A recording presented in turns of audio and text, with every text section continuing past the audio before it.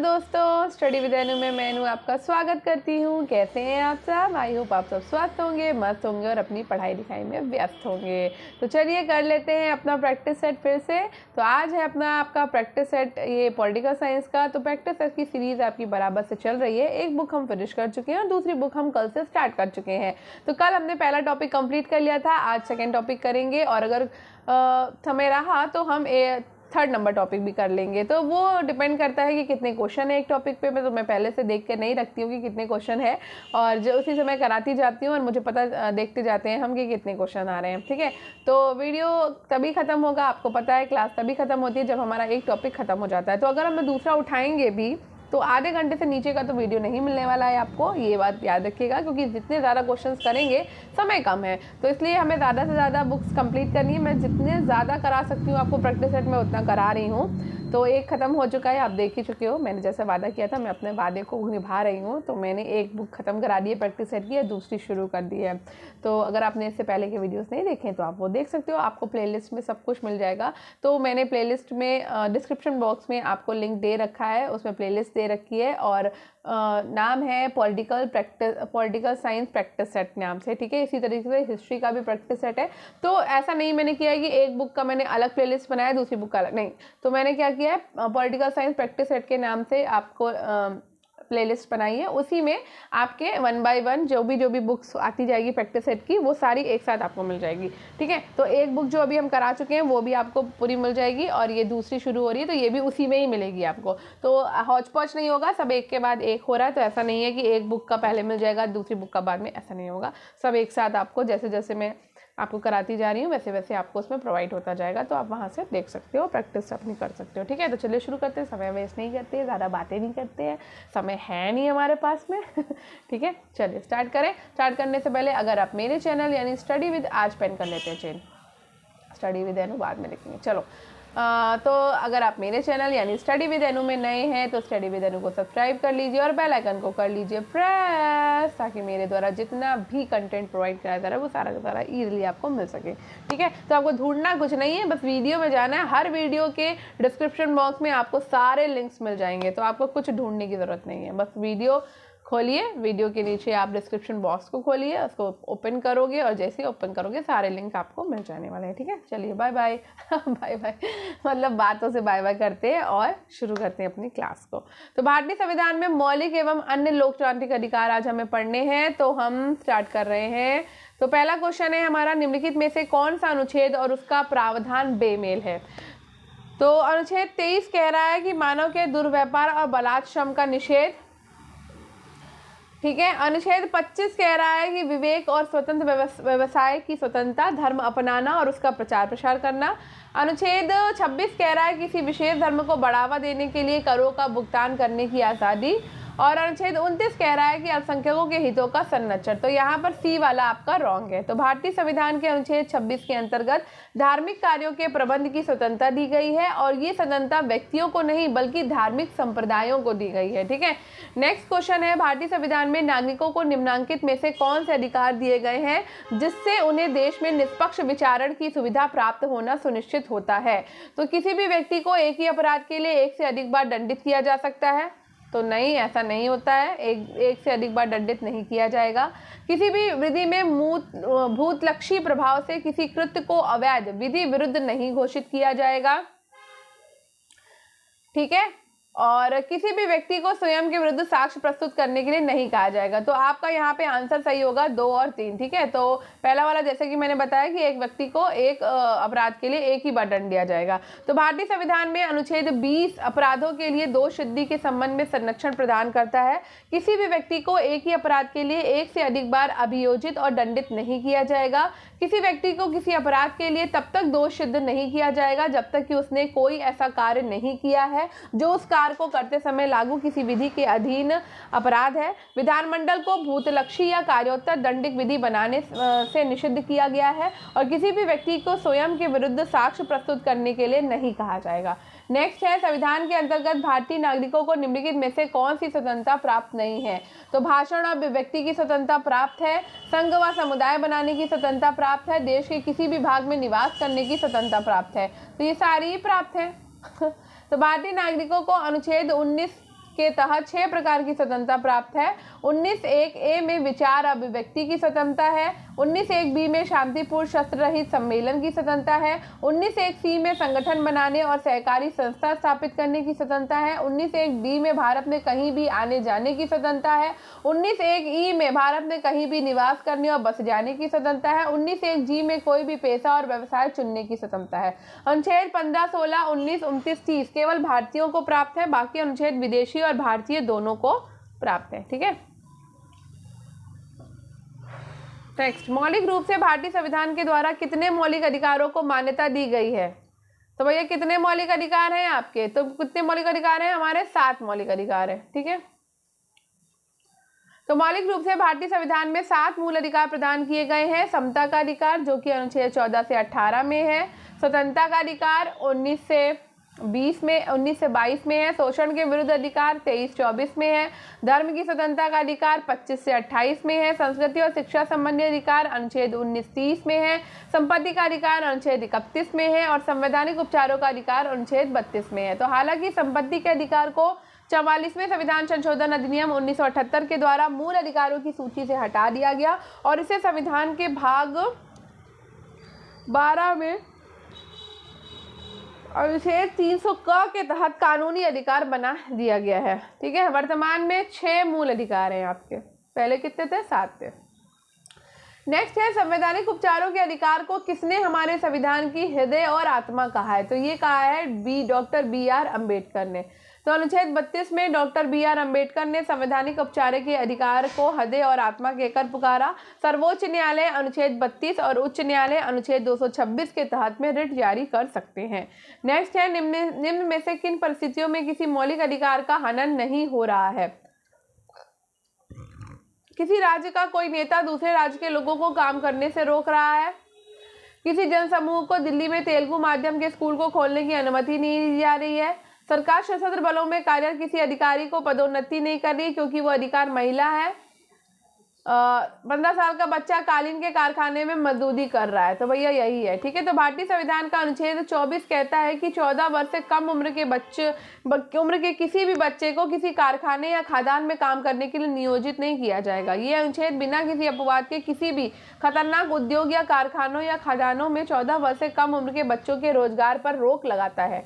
Next है, 6 वर्ष से 14 वर्ष तक के बच्चों की शिक्षा का अधिकार भारत में किस संवैधानिक संशोधन के द्वारा उनका मूल अधिकार बना दिया गया है? तो ये है 86वें संविधान संशोधन के द्वारा। ठीक है, तो 86वें संविधान संशोधन 2002 के द्वारा 6 से 14 वर्ष तक के बच्चों को शिक्षा का अधिकार भारत में मौलिक अधिकार बना दिया गया है और इसे भारतीय संविधान के अनुच्छेद 21A में शामिल किया गया है। नेक्स्ट है, भारत में निम्न में से कौन सा कथन प्राण एवं दैहिक स्वतंत्रता के संरक्षण के अधिकार के बारे में सही है? तो प्राण और दैहिक स्वतंत्रता के अधिकार के बारे में सही है कि नागरिकों को ये केवल राज्य के विरुद्ध उपलब्ध है। किसी भी व्यक्ति को उसके प्राण या दैहिक स्वतंत्रता से विधि द्वारा स्थापित प्रक्रिया के अनुसार ही वंचित किया जाएगा, अन्यथा नहीं। अनुच्छेद 21 में मूल 3 शब्द हैं, प्राण की स्वतंत्रता, दैहिक स्वतंत्रता, विधि द्वारा स्थापित प्रक्रिया। नागरिकों को यह अधिकार केवल राज्य के विरुद्ध उपलब्ध है। ठीक है, आगे बढ़ते हैं। नेक्स्ट है, भारत में किसी विधि तथा शासन के कार्य का परीक्षण एवं मूल्यांकन हेतु मानक निम्न से मुख्यतः किसमें पाया जाता है? तो ये मुख्यतः पाया जाता है आपका संविधान के मौलिक अधिकार में। भारत में किसी विधि तथा शासन के कार्य का परीक्षण एवं मूल्यांकन हेतु मानक संविधान के मौलिक अधिकारों में पाया जाता है। संविधान के अनुच्छेद 14 के अंतर्गत विधि के शासन का प्रयोग किया गया है और विधि के शासन का प्रावधान ब्रिटिश संविधान से प्रेरित है। नेक्स्ट क्वेश्चन है, अनुच्छेद 352 के तहत भारत में राष्ट्रीय आपातकाल के दौरान किस अधिकार को निलंबित नहीं किया जा सकता? तो संपत्ति का अधिकार, बोलने और व्यक्ति की स्वतंत्रता का अधिकार या कानून के समक्ष समानता का अधिकार? तो उपयुक्त में से किसी को भी नहीं। तो 352 के तहत भारत में राष्ट्रीय आपातकाल के दौरान जीवन और व्यक्तिगत स्वतंत्रता के अधिकार जो कि अनुच्छेद 21 में है को निलंबित नहीं किया जा सकता। नेक्स्ट है, कानून का शासन भारत के संविधान के किस अनुच्छेद में निहित है? तो कानून का शासन जो है वो उपयुक्त में से कोई नहीं है। तो कानून के समक्ष समता और समानता और कानून के तहत समान सुरक्षा का विचार जैसे कि डाइसी के द्वारा वर्णित है, भारतीय संविधान के अनुच्छेद 14 में निहित है। प्रोफेसर डाइसी विधि के शासन के प्रबल समर्थक रहे हैं। उन्होंने अपनी पुस्तक introduction to the study of the law of the constitution 1885 में इस अवधारणा का उल्लेख किया था। इसके अनुसार सभी व्यक्ति, चाहे राजा हो या रंक, अमीर हो या गरीब, सरकारी व्यक्ति हो या गैर सरकारी, एक समान कानूनों से एक ही न्यायालय के द्वारा शासित होते हैं। नेक्स्ट क्वेश्चन है, निम्नलिखित में से किसने 1928 में मौलिक अधिकारों के बारे में कहा कि ये स्पष्ट है कि हमारा पहला मामला हमारे मौलिक अधिकारों के बारे में होना चाहिए जिनकी गारंटी इस तरह से हो जो किसी भी परिस्थिति में उनकी वापसी की अनुमति ना दी जा सके। तो ये है आपका नेहरू समिति। नेहरू समिति ने 1928 में मौलिक अधिकारों के बारे में कहा, ये स्पष्ट है कि हमारा पहला मामला हमारे मौलिक अधिकारों के बारे में होना चाहिए जिनकी गारंटी इस तरह से हो जो किसी भी परिस्थिति में उनकी वापसी की अनुमति ना दी जा सके। वास्तव में नेहरू समिति में जो मौलिक अधिकारों से संबंधित प्रावधान थे वे राष्ट्रमंडल विधेयक में शामिल अधिकारों की ही पुनरावृत्ति थी। इस रिपोर्ट ने अल्पसंख्यकों के अधिकारों की रक्षा करने की जरूरत को भी रेखांकित किया था। नेक्स्ट है, निम्न में से कौन सा कथन भारत में समानता के अधिकार के बारे में सही है? तो समानता के अधिकार के बारे में सही है उपयुक्त में से एक से अधिक। तो भारत में समानता का अधिकार एक मौलिक अधिकार है। यह अधिक नकारात्मक समानता की परिकल्पना नहीं करता है। यह अधिकार अवैधता को शाश्वत करने के लिए प्रयुक्त नहीं किया जा सकता। नेक्स्ट है, 1928 में मोतीलाल नेहरू और अन्य के द्वारा 1931 में भारतीय राष्ट्रीय कांग्रेस के कराची अधिवेशन के द्वारा प्रारूपित भारत के संविधान की कौन सी सामान्य विशेषता थी? तो ये सामान्य विशेषता थी उपयुक्त में से एक से अधिक। तो 1928 में मोतीलाल नेहरू और अन्य के द्वारा 1931 में भारतीय राष्ट्रीय कांग्रेस के कराची अधिवेशन के द्वारा प्रारूपित भारत के संविधान की निम्न विशेषताएं सामान्य है। स्वतंत्रता और समानता के अधिकार की बात की गई, अल्पसंख्यकों के अधिकारों का संरक्षण पे बल दिया गया और सार्वभौम वयस्क मताधिकार पे भी बल दिया गया है। नेक्स्ट है, निम्न में से भारत में धर्मनिरपेक्षता की कौन सी मौलिक विशेषता है? तो ये गत्यात्मक धर्मनिरपेक्षता है, ये प्रगतिशील धर्मनिरपेक्षता है, ये प्रबल धर्मनिरपेक्षता है। तो भैया ये है गत्यात्मक धर्मनिरपेक्षता। तो भारत में धर्मनिरपेक्षता एक गत्यात्मक धर्मनिरपेक्षता है। भारत में परिवर्तन धर्मनिरपेक्षता का तात्पर्य है कि धर्मनिरपेक्षता एक कठोर या स्थिर सिद्धांत नहीं है बल्कि एक अवधारणा है जो विविध भारतीय सांस्कृतिक, धार्मिक और सामाजिक ताने बाने की निरंतर बदलती गतिशीलता को समायोजित करने के लिए विकसित होती है। भारतीय संविधान ने धर्मनिरपेक्षता को परिभाषित करते हुए 42वें संविधान संशोधन अधिनियम 1976 के द्वारा प्रस्तावना में पंथ निरपेक्षता शब्द जोड़ा गया है। नेक्स्ट है, समान पारिश्रमिक अधिनियम भारत में निम्न में से किस वर्ष अस्तित्व में आया था? तो ये आया था 1976 में।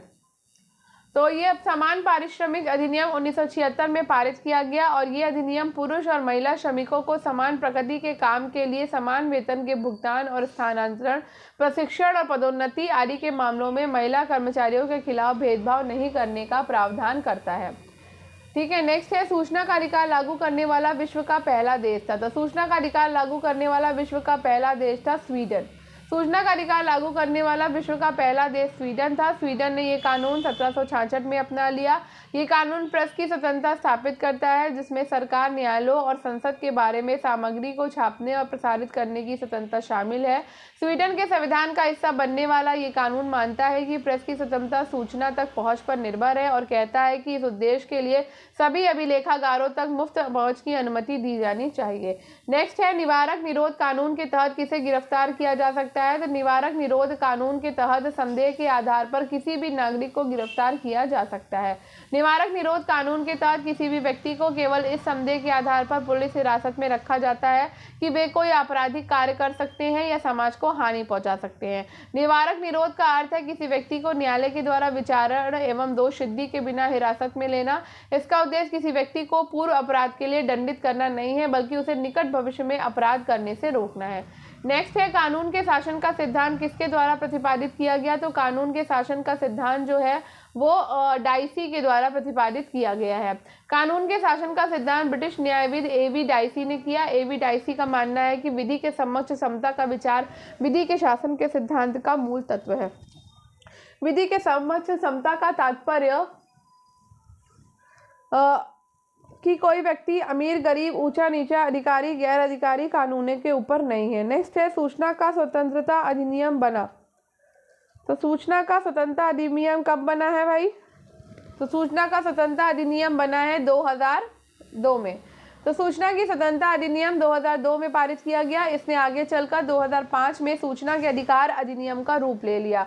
महत्वपूर्ण तथ्य है कि सूचना के अधिकार से संबंधित पहला कानून वर्ष 1766 में स्वीडन के द्वारा लागू किया गया था और इसके बाद 1966 में अमेरिका ने भी इस संबंध में एक कानून अपना लिया।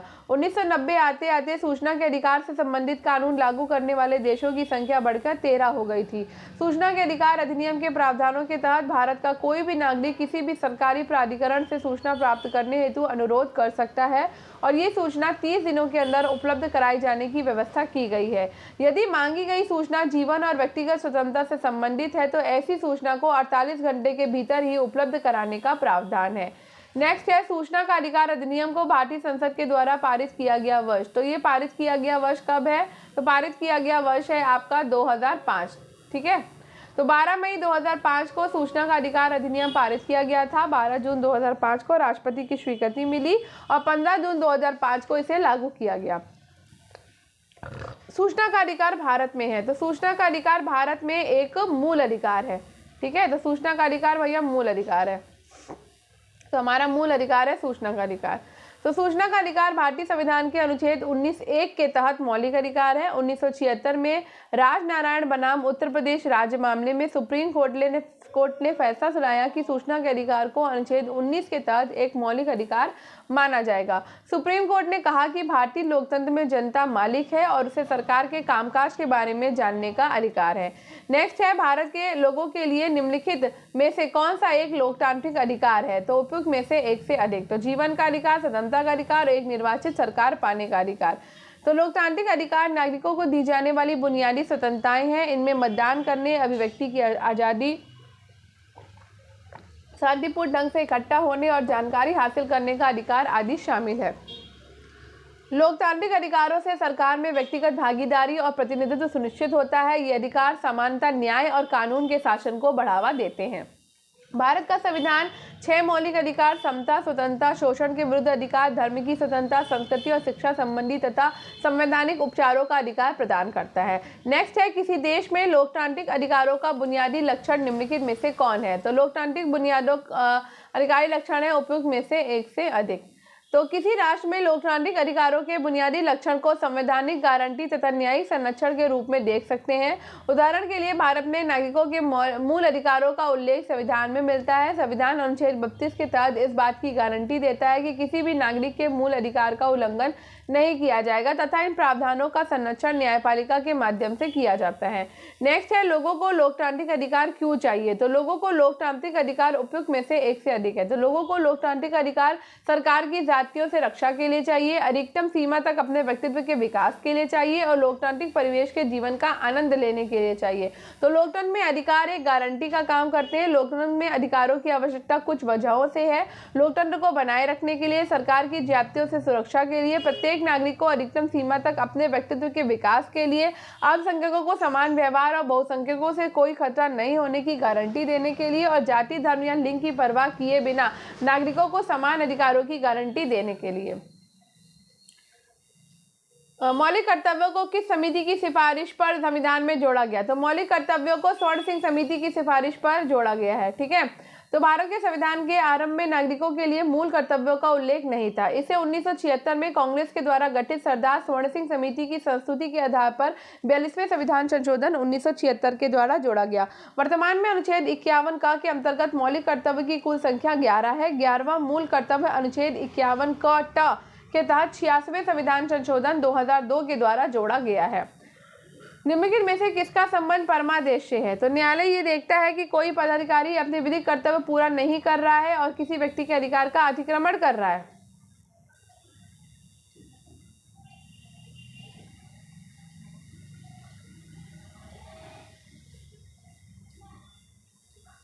हाँ, तो यही है पहला नंबर। ठीक है, तो परमादेश का शाब्दिक अर्थ है कि हम आज्ञा देते हैं, अर्थात ये किसी व्यक्ति या निकाय को सार्वजनिक या अर्ध सार्वजनिक उस स्थिति में कर्तव्य पालन का आदेश देता है। न्यायालय ये देखता है कि कोई पदाधिकारी अपना विधिक कर्तव्य पूरा नहीं कर रहा है और किसी व्यक्ति के अधिकार का अतिक्रमण कर रहा है।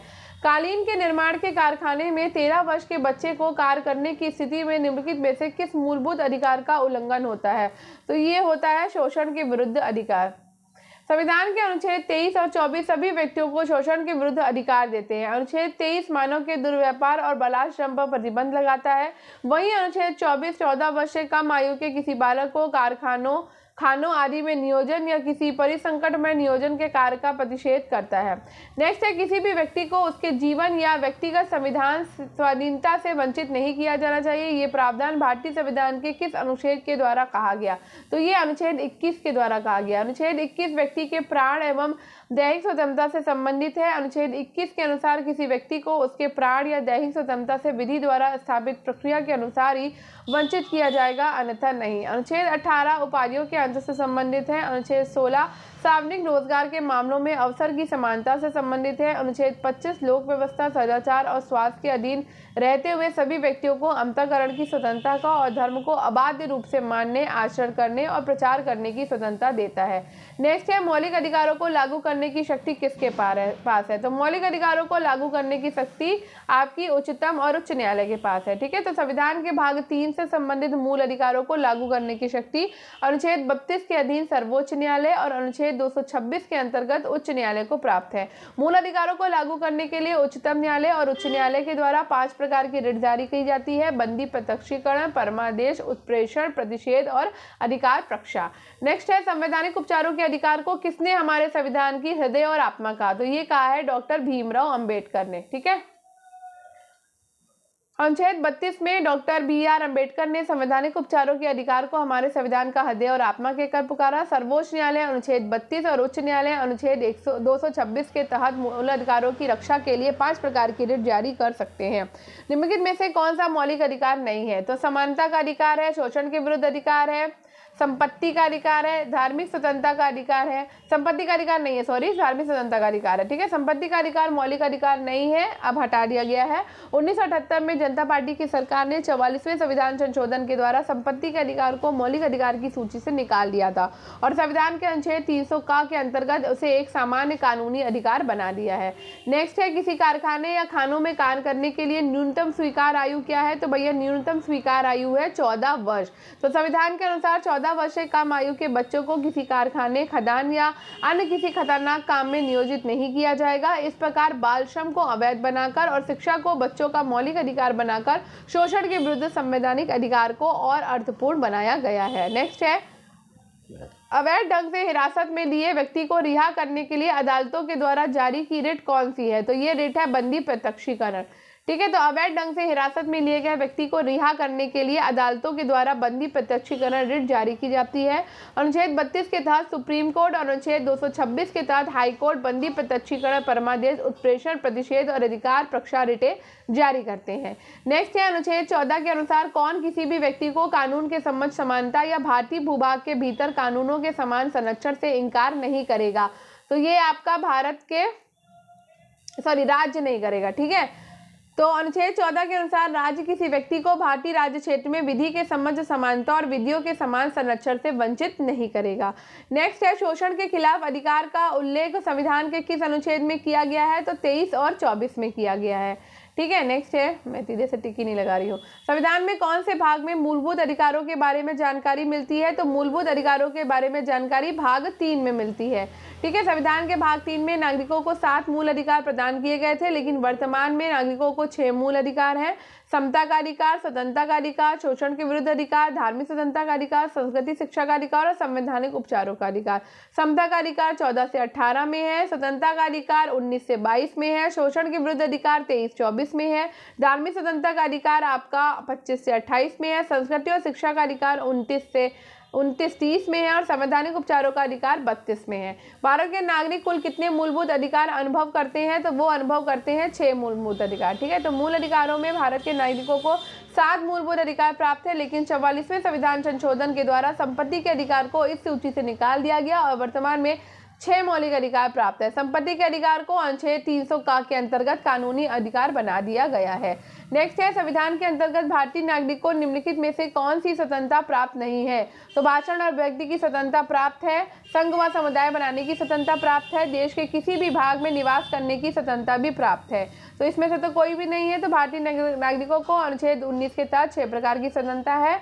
19(1)(a) में विचार और व्यक्ति की स्वतंत्रता है। 19(1)(b) में शांतिपूर्ण शस्त्र रहित सम्मेलन की स्वतंत्रता है। 19(1)(c) में संगठन बनाने और सहकारी संस्था स्थापित करने की स्वतंत्रता है। 19(1)(d) में भारत में कहीं भी आने जाने की स्वतंत्रता है। 19(1)(e) में भारत में कहीं भी निवास करने और बस जाने की स्वतंत्रता है। 19(1)(g) में कोई भी पेशा व व्यवसाय चुनने की स्वतंत्रता है। अनुच्छेद 15, 16, 19, 29 और 30 केवल भारतीयों को प्राप्त है, बाकी अनुच्छेद विदेशी और भारतीय दोनों को प्राप्त है। नेक्स्ट है, मौलिक रूप से भारतीय संविधान के द्वारा कितने मौलिक अधिकारों को मान्यता दी गई है? तो भैया 6 मौलिक अधिकारों को मान्यता दी गई है। वैसे तो 7 मौलिक अधिकार प्रदान किए गए थे मौलिक रूप से। तो फिर से वही है, फिर से पढ़ लेते हैं ताकि रट जाए। समता का अधिकार अनुच्छेद 14 से 18 में है। स्वतंत्रता का अधिकार 19 से 22 में है। शोषण के विरुद्ध अधिकार 23 से 24 में है। धर्म की स्वतंत्रता का अधिकार 25 से 28 में है। संस्कृति और शिक्षा संबंधी अधिकार 29 से 30 में है। संपत्ति का अधिकार 31 में था और संवैधानिक उपचारों का अधिकार अनुच्छेद 32 में है। हालांकि संपत्ति के अधिकार को 44वें संविधान अधिनियम 1978 के द्वारा मूल अधिकारों की सूची से हटा दिया गया और इसे संविधान के भाग 12 में अनुच्छेद 300 का के तहत कानूनी अधिकार बना दिया गया और वर्तमान में 6 मौलिक अधिकार है। सूचना का अधिकार अधिनियम को भारतीय संसद के द्वारा पारित किया गया वर्ष कौन सा है? तो 2005 में पारित किया गया था। ठीक है, 12 मई 2005 को सूचना का अधिकार अधिनियम पारित किया गया। 15 जून 2005 को इसे लागू किया गया और 12 जून 2005 को राष्ट्रपति की स्वीकृति मिली थी। 1996 में उच्चतम न्यायालय के द्वारा अनुच्छेद 21 के तहत व्यक्तिगत स्वतंत्रता में निम्नलिखित में से कौन से अधिकार का गलत समावेश है? तो आश्रय का अधिकार, निःशुल्क कानूनी सहायता का अधिकार, त्वरित परीक्षण का अधिकार या निजी अस्पताल में समय पर चिकित्सा उपचार का अधिकार। तो भैया डी वाला। ठीक है, तो 1996 में उच्चतम न्यायालय के द्वारा अनुच्छेद 21 के तहत व्यक्तिगत स्वतंत्रता में निजी अस्पताल में समय पर चिकित्सीय उपचार का अधिकार शामिल नहीं किया गया था। नेक्स्ट है, भारतीय संविधान का कौन सा हिस्सा भारतीय नागरिक की शक्ति का प्रमुख स्रोत है? तो ये है भाग 3। भारतीय संविधान का भाग 3 भारतीय नागरिकों की शक्ति का प्रमुख स्रोत है। भाग 3 में भारतीय नागरिकों को मौलिक अधिकार प्रदान किया गया है और इसका उल्लंघन होने पर अनुच्छेद 32 के तहत सर्वोच्च न्यायालय और 226 के तहत उच्च न्यायालय की शरण ले सकते हैं। नेक्स्ट है, कौन सा अनुच्छेद भारतीय नागरिकों को राजनीतिक पार्टी के गठन का अधिकार प्रदान करता है? तो अनुच्छेद 19 जो है वो नागरिक को राजनीतिक पार्टी के गठन का अधिकार प्रदान करता है। तो भारतीय संविधान का अनुच्छेद 19 राजनीतिक पार्टी के गठन का अधिकार प्रदान करता है। अनुच्छेद 1(ग) के द्वारा नागरिकों को संगठन या संघ बनाने की स्वतंत्रता प्रदान की गई है। ये एक महत्वपूर्ण अधिकार है क्योंकि ये संसदीय लोकतंत्र का अधिकार है और इसके तहत राजनीतिक दलों, श्रमिक संघों, कंपनी, सोसाइटी, साझेदारी आदि का गठन किया जाता है। संविधान में कहा गया कि सभी अल्पसंख्यक धार्मिक या भाषाई अपनी संस्कृति को संरक्षित और विकसित करने के लिए अपने स्वयं के शैक्षिक संस्थान स्थापित कर सकते हैं। ये क्या है? अभिव्यक्ति की स्वतंत्रता है, संस्कृति और शैक्षिक स्वतंत्रता है, या फिर तो यह व्यक्ति और शैक्षिक स्वतंत्रता है। संविधान में कहा गया कि सभी अल्पसंख्यक जो है वो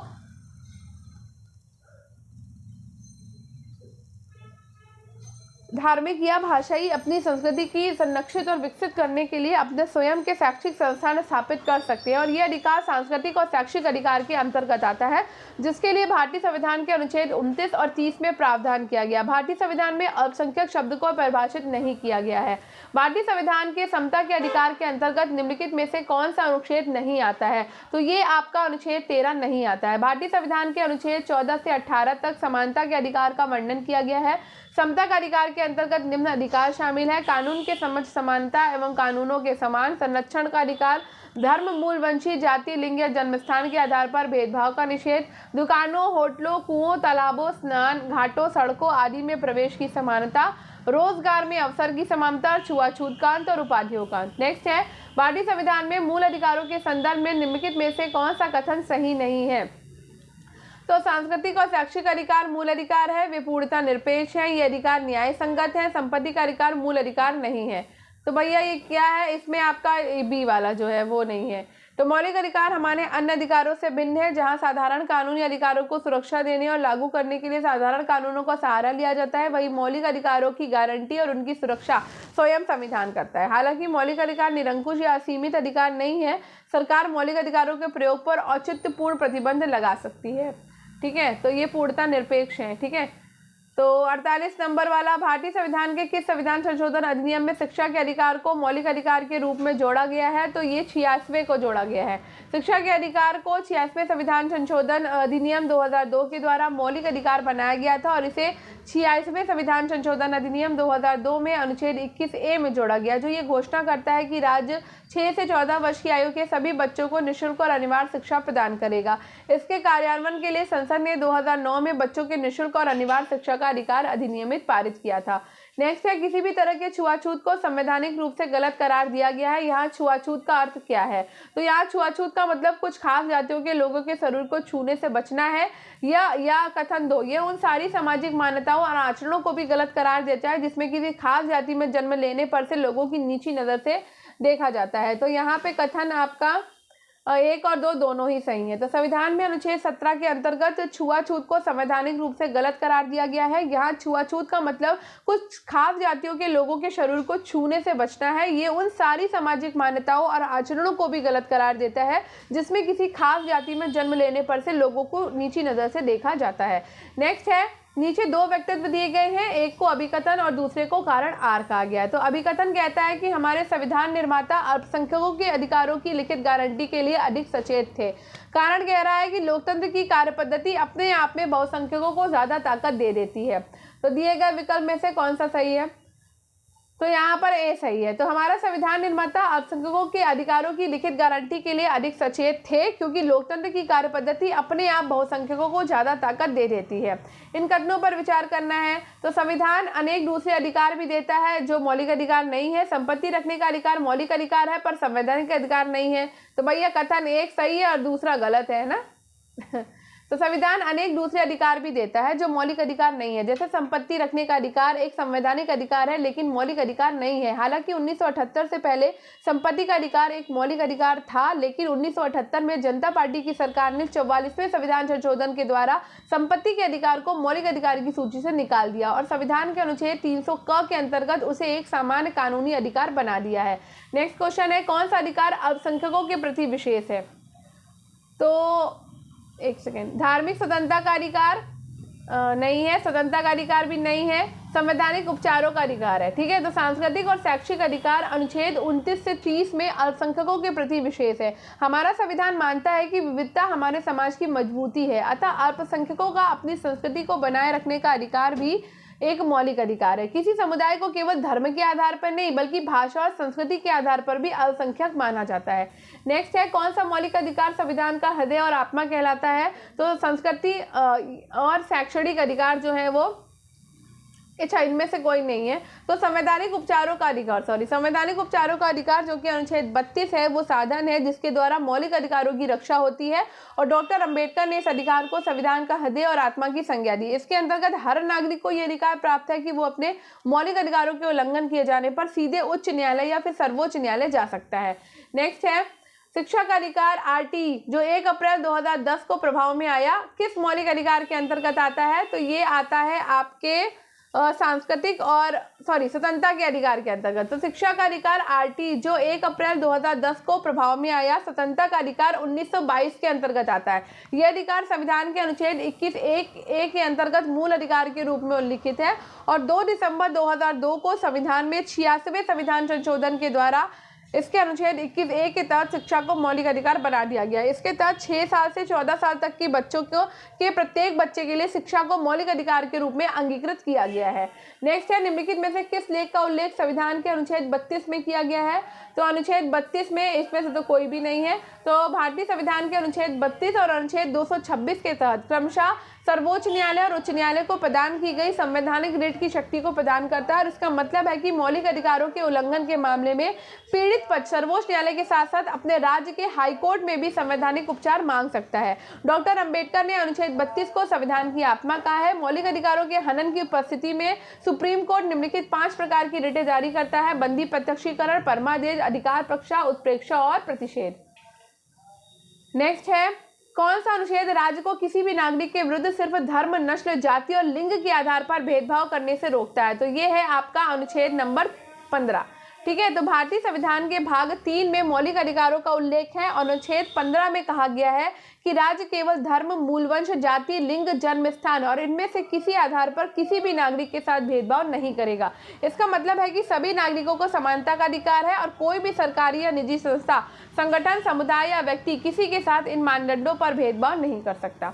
नेक्स्ट है, निम्नलिखित में से कौन सा मूलभूत अधिकार भारतीय नागरिकों का उनके मूलभूत अधिकारों का अनिवार्य प्रवर्तन की प्राप्ति से छुटकारा है? तो ये है संवैधानिक समाधानों का अधिकार। संविधान में प्रदत्त जो मूल अधिकार है, नागरिकों को राज्य के विरुद्ध गारंटी है। मूल अधिकार की प्रकृति नकारात्मक होती है। मूल अधिकार सदैव परिवर्तनीय होते हैं। इनका उल्लंघन होने की दशा में व्यक्ति अनुच्छेद 32 में उच्चतम न्यायालय और अनुच्छेद 226 के अधीन उच्च न्यायालय में आवेदन कर सकेगा। अनुच्छेद 32 संवैधानिक उपचारों का अधिकार व्यक्ति के आग्रह पर न्यायालय के द्वारा परिवर्तनीय होता है। नेक्स्ट है, भीमराव अंबेडकर के अनुसार ऐसा कौन सा प्रावधान भारतीय संविधान में उसकी आलोचना के क्रम में किया गया है?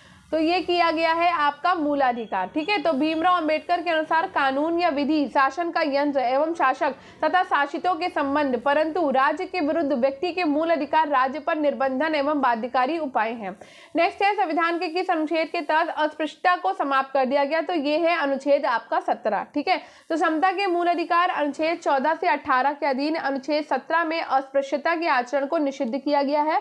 अस्पृश्यता को किसी भी रूप में लागू करना दंडनीय अपराध होगा। अनुच्छेद 35 के अधीन अस्पृश्यता को समाप्त करने एवं रोकने के लिए 1955 में संसद ने अस्पृश्यता अपराध अधिनियम पारित किया। 1976 में इसका नाम बदलकर सिविल अधिकार संरक्षण अधिनियम कर दिया गया है। संवैधानिक उपचारों के अधिकार का उल्लेख किस अनुच्छेद में किया गया है? तो संवैधानिक उपचारों के उल्लेख अनुच्छेद 32 में है। तो संविधान के भाग 3 में कुल 6 मूलाधिकारों का उपबंध किया गया है। प्रारंभ में इनकी संख्या 7 थी। 44वें संविधान संशोधन अधिनियम 1978 के द्वारा संपत्ति के अधिकार को मूलाधिकार की श्रेणी से निकालकर अनुच्छेद 300 का के अधीन विधिक अधिकार बना दिया गया। पहला समानता का अधिकार अनुच्छेद 14 से 18 में है। स्वतंत्रता का अधिकार अनुच्छेद 19 से 22 में है। शोषण के विरुद्ध अधिकार अनुच्छेद 23 से 24 में है। धार्मिक स्वतंत्रता का अधिकार अनुच्छेद 25 से 28 में है। संस्कृति और शिक्षा का अधिकार अनुच्छेद 29 से 30 में है और संवैधानिक उपचारों का अधिकार अनुच्छेद 32 में है। मूल अधिकारों के प्रवर्तन हेतु सर्वोच्च न्यायालय अनुच्छेद 32 के तहत 5 रिटों को जारी करता है। ठीक है। संविधान नेक्स्ट है, संविधान का 44वां संशोधन इनमें से किससे संबंधित है? तो 44वां संशोधन जो है वो संपत्ति के अधिकार को मूल अधिकारों की श्रेणी से समाप्त यानी कि उन्मूलन करता है। तो 44वें संवैधानिक संशोधन 1978 के माध्यम से संपत्ति के अधिकार को मूल अधिकारों की श्रेणी से निष्कासित करके अनुच्छेद 300 क में प्रविष्टि देते हुए एक विधिक अधिकार बनाया गया। नेक्स्ट है, मौलिक अधिकारों के प्रवर्तन के लिए सर्वोच्च न्यायालय और उच्च न्यायालय के पास निर्देश, आदेश या डैश जारी करने की शक्ति है। तो रिट्स जारी करने की शक्ति है। ठीक है। भारतीय संविधान के अनुच्छेद 32 के अधीन सर्वोच्च न्यायालय और अनुच्छेद 226 के अधीन उच्च न्यायालयों को मूल अधिकारों के प्रवर्तन हेतु 5 प्रकार की रिट्स निकालने की शक्ति प्राप्त है। परमादेश, बंदी प्रत्यक्षीकरण, प्रतिषेध, उत्प्रेषण और अधिकार प्रक्षा। आगे बढ़ते हैं। उच्च न्यायालय की रिट अधिकारिकता केवल मूल अधिकारों तक सीमित नहीं है, बल्कि अन्य मामलों के लिए भी रिट निकालने की शक्ति उच्च न्यायालय को प्राप्त है। अतः उच्च न्यायालय की रिट अधिकारिकता सर्वोच्च न्यायालय से विस्तृत है। नेक्स्ट है, भारतीय संविधान का निम्नलिखित में से कौन सा अनुच्छेद स्वतंत्रता के अधिकार में शामिल नहीं है? तो ये है अनुच्छेद 18। भारतीय संविधान में अनुच्छेद 19 से अनुच्छेद 22 तक स्वतंत्रता के अधिकार का वर्णन किया गया है। अनुच्छेद 19 वाक एवं अभिव्यक्ति की स्वतंत्रता देता है। अनुच्छेद 20 अपराध के लिए दोष सिद्धि के संबंध में संरक्षण देता है। अनुच्छेद 21 जीवन एवं व्यक्तिगत स्वतंत्रता का अधिकार देता है। अनुच्छेद 21A प्रारंभिक शिक्षा की स्वतंत्रता देता है। अनुच्छेद 22 कुछ मामलों में गिरफ्तारी और निरोध से संरक्षण देता है, जबकि अनुच्छेद 18 उपाधियों के अंत से संबंधित है, जो कि समानता के अधिकार के अंतर्गत आता है। नेक्स्ट है, भारतीय संविधान का कौन सा अनुच्छेद अपने नागरिकों को धार्मिक मामलों के प्रबंधन की स्वतंत्रता देता है? तो धार्मिक मामलों के प्रबंधन की स्वतंत्रता देता है अनुच्छेद 26। तो भारतीय संविधान का अनुच्छेद 25 से 28 सभी भारतीयों को धर्म की स्वतंत्रता के अधिकार की गारंटी देता है। धार्मिक मामलों के प्रबंधन के अधिकार की गारंटी भारतीय संविधान के अनुच्छेद 26 के द्वारा दी गई है। ये प्रत्येक धार्मिक समूह को धार्मिक और परोपकारी संस्थाओं को स्थापित करने और बनाए रखने का अधिकार देता है। ये धार्मिक संप्रदायों को अपने धार्मिक मामलों का संचालन करने का अधिकार भी देता है। प्रत्येक धार्मिक संप्रदाय को चल और अचल संपत्ति के स्वामित्व और अधिग्रहण के साथ ऐसी संपत्ति का प्रशासन करने का अधिकार भी देता है। अनुच्छेद 26 उन अधिकारों की गारंटी देता है जो सार्वजनिक व्यवस्था, नैतिकता, स्वास्थ्य के अधीन है। नेक्स्ट है, किस संवैधानिक संशोधन अधिनियम ने मूल अधिकारों से संपत्ति के अधिकार को हटा दिया है? तो भैया 44वें संवैधानिक संशोधन अधिनियम 1978 के द्वारा मौलिक अधिकारों की सूची से हटा दिया गया। 44वां संशोधन अधिनियम जून सितंबर 1969 में लागू हुआ। अब संपत्ति का अधिकार एक सामान्य कानूनी अधिकार के रूप में एक नए अधिनियम के तहत अनुच्छेद 300A में रखा गया है। नेक्स्ट है, भारतीय संविधान में शिक्षा के अधिकार से संबंधित अनुच्छेद है तो 21A है। तो भारतीय संविधान में अनुच्छेद 21A शिक्षा के अधिकार से संबंधित है। 86वें संविधान संशोधन 2002 के द्वारा इस अनुच्छेद को जोड़ा गया है और इसके अनुसार राज्य विधि बनाकर 6 से 14 साल तक के सभी बालकों के लिए अनिवार्य एवं निःशुल्क शिक्षा के लिए उपबंध करेगा। अनुच्छेद 21 किसी व्यक्ति को उसके जीवन और व्यक्तिगत स्वतंत्रता से विधि द्वारा स्थापित प्रक्रिया के अनुसार ही वंचित किया जाएगा, अन्यथा नहीं। अनुच्छेद 22 कुछ दशाओं में गिरफ्तारी और निरोध से संरक्षण प्रदान करता है। नेक्स्ट है, भारतीय संविधान का अनुच्छेद 26 निम्नलिखित में से किससे संबंधित है?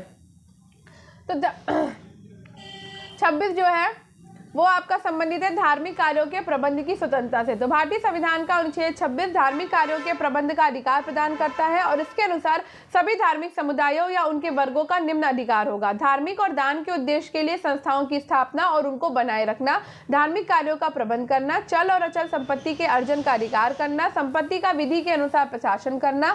अनुच्छेद 27 जो है वो किसी विशेष धर्म को बढ़ावा देने वाले करों के भुगतान की स्वतंत्रता देता है।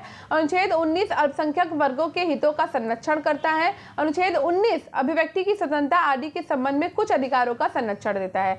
नेक्स्ट क्वेश्चन है, भारतीय संविधान के किस भाग में कानून के सम्मत समानता की परिकल्पना की गई है? तो कानून के सम्मत समानता की परिकल्पना है भाग 3 में। तो भारतीय संविधान के भाग 3 में कानून के सम्मत समानता की परिकल्पना की गई है। विधि के सम्मत समानता की संकल्पना का अभिप्राय है कि कोई भी व्यक्ति विधि के सम्मत समान होगा। ये संकल्पना ब्रिटेन से ली गई है। भाग 1 में संघ और उसके राज्य क्षेत्र का वर्णन किया गया है। भाग 2 में नागरिकता का वर्णन है। भाग 3 में मूल अधिकार है। भाग 4 में राज्य के नीति निर्देशक तत्वों का वर्णन है। भाग 4 का में मूल कर्तव्य का वर्णन है और भाग 5 में संघ का वर्णन है। नेक्स्ट है, निम्नलिखित में से किस मूलाधिकार में अस्पृश्यता के अंत को शामिल किया गया है? तो अस्पृश्यता के अंत को अनुच्छेद 17 में समानता के अधिकार में शामिल किया गया। तो भारतीय संविधान के भाग 3 में अनुच्छेद 14 से लेकर अनुच्छेद 18 तक समानता के अधिकार का वर्णन किया गया है। अनुच्छेद 17 में अस्पृश्यता के अंत का वर्णन है। इसके अनुसार अस्पृश्यता का अंत किया जाता है और उसका किसी भी रूप में आचरण प्रतिबंधित किया जाता है। स्वतंत्रता का अधिकार अनुच्छेद 19 से 22 तक में है। शोषण के विरुद्ध अधिकार का वर्णन अनुच्छेद 23 से 24 में किया गया है।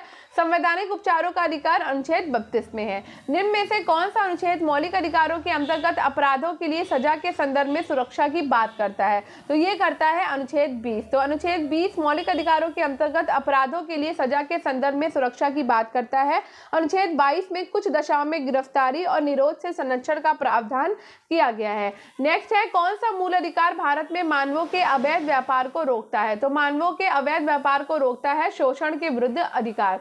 तो शोषण के विरुद्ध अधिकार भारत में मानवों के अवैध व्यापार को रोकता है। भारतीय संविधान के भाग 3 के अंतर्गत अनुच्छेद 23 से 24 में शोषण के विरुद्ध अधिकार का प्रावधान किया गया है। अनुच्छेद 23(1) के अंतर्गत मनुष्यों के क्रय विक्रय पर रोक लगाया गया है। तो इसी के साथ ही हमारा ये वाला मूल अधिकार वाला चैप्टर हो जाता है खत्म। बहुत सारे क्वेश्चन हमने कंप्लीट करे। आप कर लेते हैं नीति निर्देशक तत्व, इसमें भी थोड़े से क्वेश्चन है, इसको कंप्लीट कर लेते हैं। ठीक है, तो राज्य के नीति निर्देशक तत्व की लिए गए हैं। तो राज्य के नीति निर्देशक तत्व जो है वो आयरलैंड के संविधान से लिए गए हैं। तो भारतीय संविधान के भाग 4 अनुच्छेद 36 से 51 में राज्य के नीति निर्देशक तत्वों का वर्णन किया गया है। इसे आयरलैंड के संविधान से लिया गया है। नीति निर्देशक तत्व हमारे संविधान की एक प्रमुख विशेषता है। नेक्स्ट है, भारतीय संविधान के राज्य के नीति निर्देशक तत्वों के संदर्भ में निम्नलिखित में से कौन सा कथन सही है? तो नीति निर्देशक तत्व जो है वो किसी भी न्यायालय के द्वारा परिवर्तनीय नहीं है और इन तत्वों को एक राज्य में कानून बनाने के लिए लागू किया जाता है। नेक्स्ट है, अनुच्छेद 51 संविधान में अंतिम निर्देशक तत्व व्यक्त करता है। तो ठीक है, तो ये तीन आपके ऑप्शन तीनों ही है। तो निर्देशक तत्वों के संबंध में निम्नलिखित तीनों कथन सत्य हैं। नीति निर्देशक तत्वों का वर्णन संविधान के भाग 4 के तहत अनुच्छेद 36 से अनुच्छेद 51 तक में किया गया है। अनुच्छेद 37 के अनुसार इस भाग में अंतर्विष्ट उपबंध किसी न्यायालय के द्वारा परिवर्तनीय नहीं होंगे, किंतु फिर भी इनमें अधिकथित तत्व देश के शासन में मूलभूत है और विधि बनाने में इन तत्वों को लागू करना राज्य का कर्तव्य होगा। नेक्स्ट है, निम्नलिखित में से कौन सा नीति निर्देशक सिद्धांत भारतीय संविधान में वर्णित नहीं है? तो यहाँ पर आपका सामान्य न्याय और निःशुल्क विधिक सहायता है, कृषि और पशुपालन का संगठन है, न्यायपालिका एवं कार्यपालिका से पृथक्करण है, लेकिन ग्रामीण बैंकों का प्रचार प्रसार आपका इसमें नहीं है। तो ग्रामीण बैंकों का प्रचार प्रसार करना भारतीय संविधान के नीति निर्देशक सिद्धांतों में शामिल नहीं है, बाकी सभी भारतीय संविधान के नीति निर्देशक तत्वों में शामिल है। तो राज्य के नीति निर्देशक तत्वों का उल्लेख संविधान के भाग 4 के अनुच्छेद 36 से 51 में किया गया है। इसे आयरलैंड के संविधान से ग्रहण किया गया है। नीति निर्देशक तत्वों को किसी न्यायालय के द्वारा बाध्यकारी रूप से लागू नहीं कराया जा सकता और इसके माध्यम से भारतीय राज्य के लोक कल्याणकारी स्वरूप को स्पष्ट करने का प्रयास किया गया है। नेक्स्ट क्वेश्चन है, भारतीय संविधान का कौन सा अनुच्छेद में निर्देशक तत्वों के प्रयोग के बारे में बताया गया है? तो अनुच्छेद 37 में बताया गया है। तो राज्य के नीति निर्देशक तत्व डीपीएसपी की अवधारणा को स्पेनिश संविधान से लिया गया था और इसे आयरिश संविधान में शामिल किया गया था। भारतीय संविधान ने इसे आयरलैंड से लिया है। डीपीएसपी भारतीय संविधान के भाग 4 अनुच्छेद 36 से 51 में निहित है। अनुच्छेद 37 भारतीय संविधान के निर्देशक तत्वों के अनुप्रयोग से संबंधित है। निर्देशक तत्व का उद्देश्य लोगों की सामाजिक आर्थिक निष्पक्षता सुनिश्चित करना और भारत को एक कल्याणकारी राज्य बनाना है। संविधान अनुच्छेद 37 में कहा गया, निर्देशक तत्व देश के शासन में मूलभूत हैं और विधि निर्माण में इन तत्वों को लागू करना राज्य का कर्तव्य होगा। ठीक है, तो ये खत्म हो गया और अब हम पहुंच गए मौलिक अधिकार पर। तो मौलिक कर्तव्य में भी कुछ ही क्वेश्चन है, कर लेते हैं। पहला क्वेश्चन है, भारत में प्रत्येक नागरिक के मूल कर्तव्य हमारे संविधान में निम्न में से किस संवैधानिक संशोधन के द्वारा जोड़े गए हैं? तो भैया मौलिक कर्तव्य जो हैं वो आपके 42वें संविधान संशोधन के द्वारा जोड़े गए हैं। ठीक है, तो मौलिक कर्तव्यों का विचार रूस के संविधान से प्रेरित है और इसे 42वें संविधान संशोधन अधिनियम 1976 के द्वारा स्वर्ण सिंह समिति की सिफारिश पर संविधान के भाग 4A में शामिल किया गया था। मूल रूप से मौलिक कर्तव्यों की संख्या 10 थी और बाद में 86वें संविधान संशोधन अधिनियम 2002 के माध्यम से एक और कर्तव्य जोड़ा गया था। वर्तमान में मौलिक कर्तव्यों की संख्या 11 है। नेक्स्ट है, किस संविधान संशोधन अधिनियम ने भारतीय संविधान में मूल कर्तव्यों को जोड़ा है? तो ये जोड़ा है 42वें संविधान संशोधन अधिनियम 1976 ने। ठीक है, तो 42वें संविधान संशोधन अधिनियम 1976 में सरदार स्वर्ण सिंह समिति की सिफारिश पर 10 मौलिक कर्तव्यों को संविधान में जोड़ा गया था। संविधान के अनुच्छेद 51 क में 10 मौलिक कर्तव्यों को रखा गया। इसके अलावा संविधान के 86वें संविधान संशोधन 2002 जो कि एक और मौलिक कर्तव्य जोड़ा गया और इस नए कर्तव्य के अनुसार 6 से 14 साल तक के बच्चों को निःशुल्क और अनिवार्य शिक्षा का अधिकार दिया गया है। नेक्स्ट है, किस संशोधन अधिनियम के द्वारा संविधान में मौलिक कर्तव्य 1976 में निहित हुए थे? तो ये हुए थे 42वें संविधान संशोधन के द्वारा। मौलिक कर्तव्यों का विचार रूस के संविधान जो कि तत्कालीन सोवियत संघ था उससे प्रेरित है। इन्हें 42वें संविधान संशोधन अधिनियम 1976 के द्वारा स्वर्ण सिंह समिति की सिफारिशों पर संविधान के भाग 4A में शामिल किया गया था। मूल रूप से मौलिक कर्तव्यों की संख्या 10 थी। बाद में 86वें संविधान संशोधन अधिनियम 2002 के माध्यम से एक और कर्तव्य 6 से 14 साल तक की आयु के अपने बच्चों में शिक्षा के अवसर उपलब्ध कराना जोड़ा गया था। और इसी के साथ ही हमारा ये भी खत्म हो जाता है। अब हम पहुंच गए संसदीय शासन प्रणाली में। तो इसी के साथ ही आज की क्लास होती है खत्म। अब हम ये 5वां वाला टॉपिक जो है संसदीय शासन प्रणाली कल करेंगे क्योंकि इसमें लगभग 100 क्वेश्चन के आसपास हैं। ठीक है, तो आई होप आपको आज की ये क्लास पसंद आई होगी। तो अगर आपको आज की ये क्लास पसंद आई हो तो क्लास को लाइक कर दीजिए, शेयर कर दीजिए और चैनल को सब्सक्राइब कर लीजिए और कमेंट बॉक्स में कमेंट करना बिल्कुल मत भूलिएगा। स्टडी विद एनु के साथ जुड़े रहिए, स्टडी करते रहिए, कनेक्टेड रहिए। चैनल स्टडी विद एनु को सब्सक्राइब करिए, लाइक करिए और कमेंट बॉक्स में कमेंट करिए और शेयर करना बिल्कुल मत भूला करिए और कमेंट करना बिल्कुल मत भूला करिए। थैंक यू, मिलते हैं कल, बाय बाय।